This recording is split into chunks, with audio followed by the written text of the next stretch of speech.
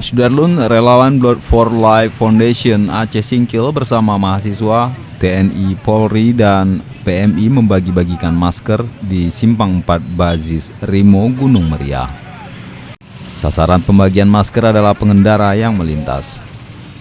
Menurut Ketua Harian BFLF Aceh Singkil, Darwis, masker ini adalah pengadaan dari uang kas BFLF serta sumbangan donatur. Pemakaian masker diharapkan meminimalisir penyebaran virus corona khususnya di Aceh Singkil. Dari Singkil, Dedi Rosadi, Serambion TV. Assalamualaikum warahmatullahi wabarakatuh.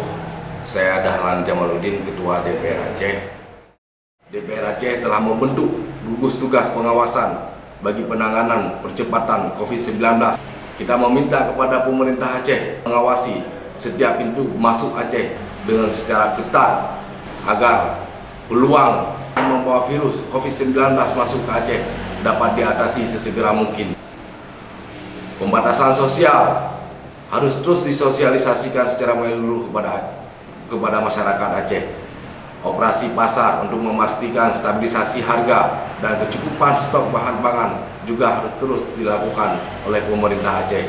Saudara-saudara kita dan para medis yang sedang berjuang menangani para pasien, kita berharap dan meminta kepada pemerintah Aceh untuk memastikan agar terpenuhi alat pelindung diri buat mereka, terpenuhi semua peralatan kerja buat mereka, memastikan tempat isolasi yang nyaman, insentif dan penghargaan yang layak buat mereka. Segera pemerintah Aceh menyiapkan skema untuk melakukan antisipasi terhadap dampak sosial ekonomi yang hari ini dihadapi oleh masyarakat Aceh dengan bantuan langsung tunai, dengan distribusi sembako kepada masyarakat terdampak utama, yaitu para fakir miskin dan para pekerja informal. Libatkan seluruh pemangku kepentingan, TNI, Polri, para ulama, para tokoh masyarakat, tokoh adat, bahu-membahu menghadapi COVID-19 ini.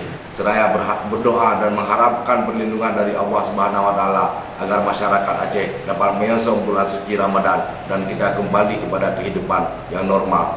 Billahi taufiq wal hidayah. Wassalamualaikum warahmatullahi wabarakatuh.